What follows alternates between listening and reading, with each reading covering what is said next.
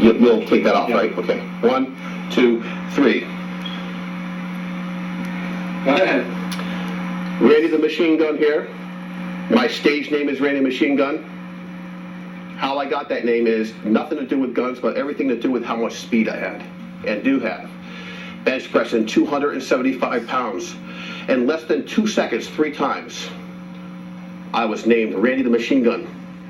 To do a raw bench press of 500 pounds at the age of 45, currently the only man in Connecticut in history has ever done it, and one of only 5 or 6 people in the world that has done it. Tonight I'll work up to well over 4 1/4.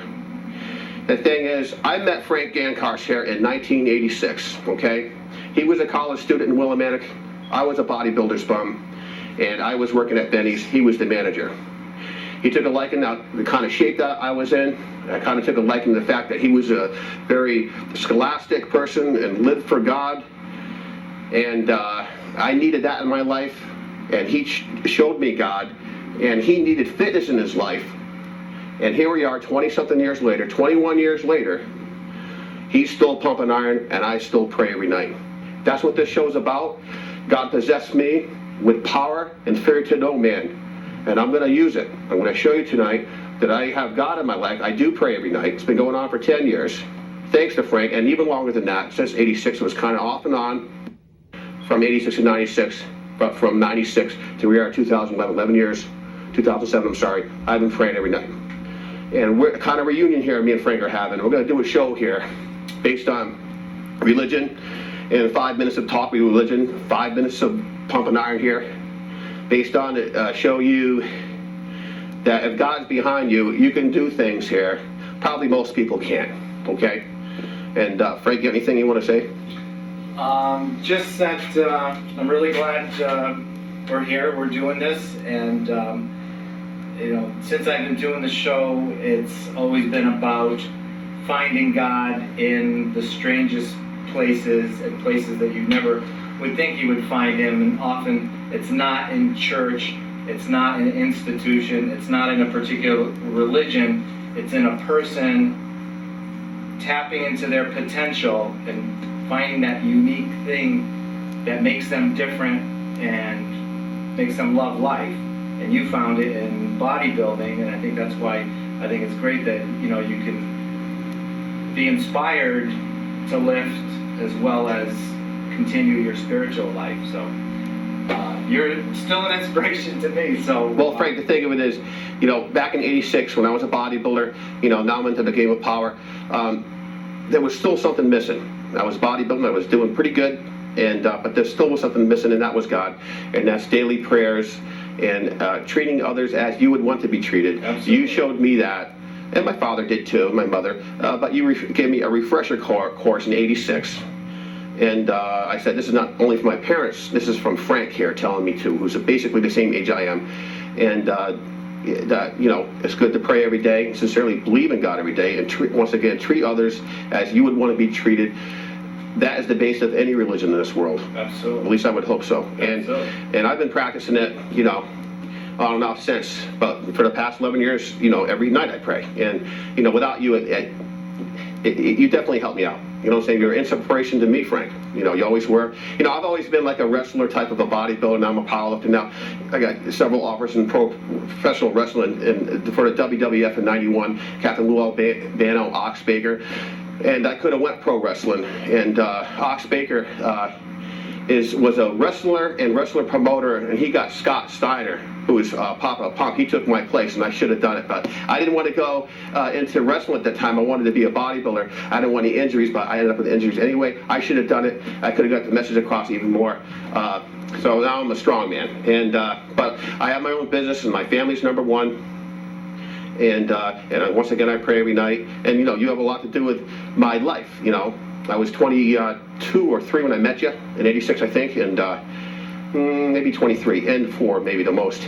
But you know, I was in the town of Willimantic, kind of lost, didn't know anybody there. I'm originally from Norwich. You made me feel like I had at least some family there, even though we weren't related.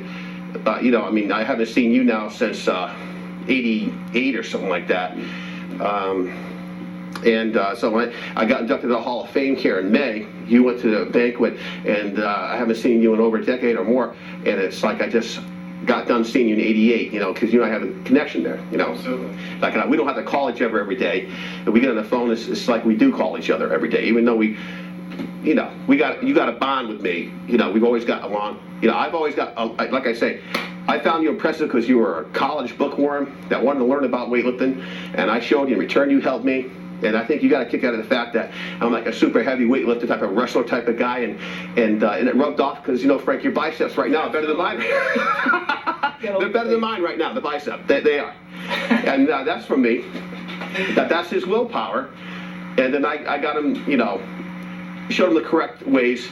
You know, I did everything. You know, Olympic lifting, powerlifting, bodybuilding, Highland Scottish Games, ESPN strongman events. Didn't go wrestling route, but did train wrestling a little bit in Orange, Connecticut.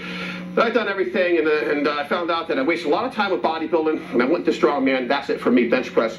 And I'm one of the top, probably number 5 in the world master, without a shirt, raw bench press. You know, and but that's enough about me right now, Frank. You know, maybe warm up a little bit here, Frank. Right. Okay?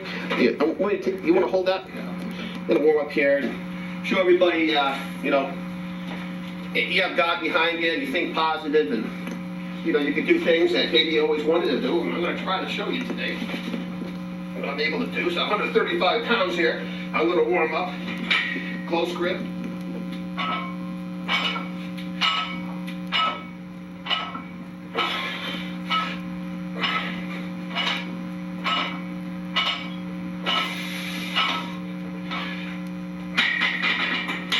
Yeah, Frank, I'll tell you, I never forget those body shop in Willimantic on Bridge Street back in 87, 88. You know, I had a lot of good times there. We did pump and iron here for life for you and I. You know, we've always been into fitness. You know, like this show we're putting together here reminds me of Lee Haney, 7 times Mr. Olympia, when he got out of the bodybuilding competition in Alabama or Georgia, one of those 2 states. I think it's Georgia. He got out of bodybuilding, but always a bodybuilder. Yeah. As far as competitively, he did. He got out. But he has a show on TV, and it's all over the nation. They talk about religion like we are here for 5 minutes, and then the other 5 minutes are lifting weights. So that's Mr. Olympia. I'm kind of copying him tonight. Lee Haney. He has his own show like we do every Sunday. He does it. Yeah. Religion and talking about and pump and iron, you know, show. It's kind of where I got the idea, you know. Yeah, it was a good idea. You know, a lot of people in my travels of weightlifting that are gone. Frank Gancarsh, he meant the world to me. You remember him? He was an AAU chairperson for Olympic lifting. He taught it. He made a superstar of Steve Alvarado, clean and jerk, 358, the age of 15 years old. Went to the Pan Am Games, had a shot at the Olympics. He had a lot of good trainees. He taught. I wouldn't be what I am right now without Frank Gancarsh, but he's no longer with us. John Janusevich, he meant a whole lot to me also. You know, he was a champion bodybuilder. These people mean a lot to me. They're in my heart, and there's more. And you know, I wish them 2 people were here, you know, with us right now. You know, but you just do your best and go forward. You know. My thinking on that is, in a way, they are here. Yes. Oh, yes. We just don't see them. Right. And that's the interesting thing to me is that you know, in studying different religions like Hinduism, you know, they see this world as the illusion, so that everything reality really is in the unseen stuff. Sure it is. And the stuff that's up to question is the stuff you can see, which is the opposite of what everybody normally thinks. Well, that's one of the reasons why I'm here tonight, Frank, you know, is to show that for those people in question, how a 45-year-old man can press weights like this with no equipment, which is a bench press shirt. 6'1" right now, 300 pounds, not too heavy, probably about 22% body fat. And that, you know, I live a good life. I work, I treat my customers. I'm in the Stonewall construction business, and I try to treat my customers right, mankind right in public, and my daughter, and the whole family. And, you know, I don't drink, smoke, take drugs, never did. Now I'm 45, never had a beer, never had cigarettes, never drugs or alcohol. You know, and that's important, you know, to keep focused in life, you know. Absolutely. You know, I know you practice that. You might have a couple of beers once in a while, but, you know, that's once in a while, Frank. Maybe I shouldn't say nothing. But, Hey, you know, the first miracle Jesus did was changing the water into wine at a wedding. right, yeah. So there's something to be said there. Oh, yeah, oh, yeah. Yeah, I'll tell you, and even you, Bill Meehan, if you're watching right now, I like you. I always thought you're a good guy. You know, even you gave me a couple of pointers in life that I took with me, you know, as I went on and left Willimantic. I was at Willimantic basically from 85 until 91. Yeah, I met a lot of people. You know, I always liked Bill Meehan, Steve Alvarado, Charlie Mazzola. Oh, there's so many more. I just can't even think right now. But I met a lot of people in Willimantic, and I had a lot of fun and memories from the heart that always be there. You know. And definitely, you're it, Frank. You're the main course there on that. But you know. Ready for some more plates? Yeah, let me get my bands on here. But What do you use the bands for? yeah, it supports my wrist, Frank. You know, every 3 years I make a comeback. I can't live this kind of lifestyle my whole life, so every 3 years or so I make a 6-month comeback. And you know, bench press 500 pounds without a shirt on, raw. And Now, when you say without a shirt, are you talking about a special shirt that would give you more strength? oh, sure, Frank, it's a lot. People don't understand what that is. Right, it's a lot like these wrist straps I have on right now. Yeah. Oh, Frank, there's a shirt right there. Want to get that? See, I use these shirts now for waxing the car, Frank. I don't even know why that's there. A denim, no, Frank, right there, denim shirt. See that on your left there? Yep. Let me have that, Frank. To answer your question, I no longer use these. I did bench press 625 pounds with a shirt on. What it is, it's very hard to get on. It's so stiff that it brings the weight down. If you can get the bar to touch your chest having this thing on, and you can really bounce it up. You know what I'm saying? But it's a cheating. It's not what I do anymore. It's raw. And I'm gonna knock out a few reps here, Frank, you know? See what I can do here. I may knock off a couple here, get warmed up for some bigger weight.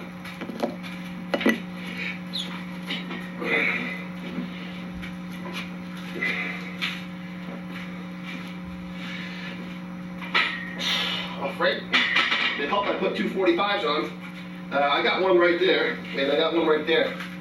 You want to quickly put those on, Frank? I'm sorry. Yeah, I thought you wanted to... Yeah, watch your toes, Frank. You don't exactly have steel toes on. You had sandals on tonight. Let me just Oh, yeah. get ready here. Okay. Another one on that side, Frank. I got one there leaning up against the wall there. And, you know, warming up is important. And that's what I'm doing here. Yeah.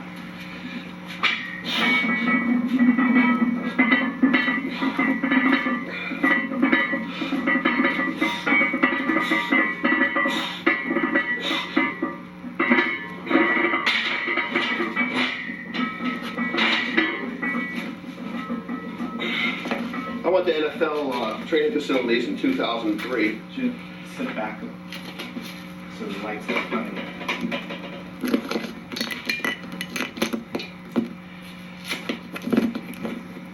What was that you were saying? In 2003, I went to the NFL training facility in Ohio. It was a guest lifter training, Yeah. closed to the public. I saw some serious numbers go up. It was right there with the NFL quarterbacks and everything, and the New England Patriots. What was his name? Matt something? Matt Metcalf or something? I can't pronounce his last name. I always got his name mixed up. Quarterback for New England Patriots. Yeah, I was down there training, learned a lot. You know, in 1989, Frank Yankarks got me the gold medal for Olympic lifting, AAU, Amateur Athletic Union, for the state of Connecticut. I won that first place in the heavy, always the heavyweight class. Fifth place, Mr. Connecticut, AAU in 1988, I think it was. And biggest bench press in history in 2004 with a shirt on, 625, a 300-pound class.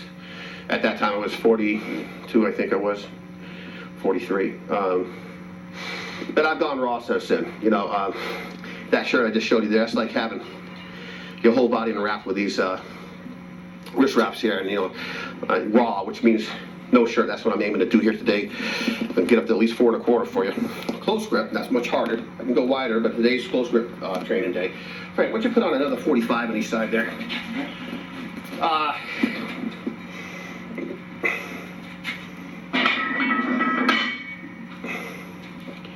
I don't go to church, Frank, Yeah. but I do pray every night.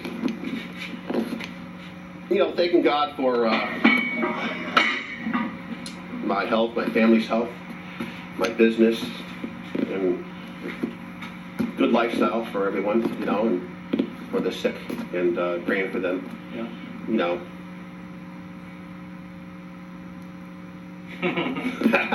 Well, it's the thing with the church is it's just hard to find a group of people that are of the same mind where you can trust that they're going to treat you with respect and really be honest and helpful. Often when people get involved in churches, there's like an authority issue going on there where people start manipulating you. Yeah. They want your money. Right. They want you to submit to them in a way that's maybe not so helpful.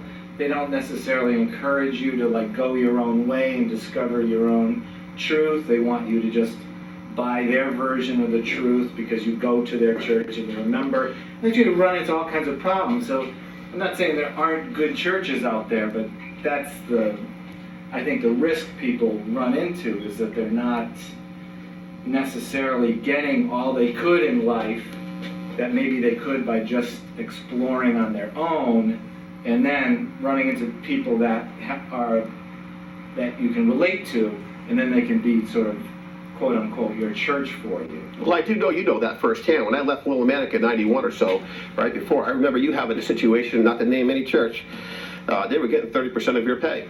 Yeah. You put a stop to that after about 6 months, and you've done much better for yourself with your belief of church and Catholic.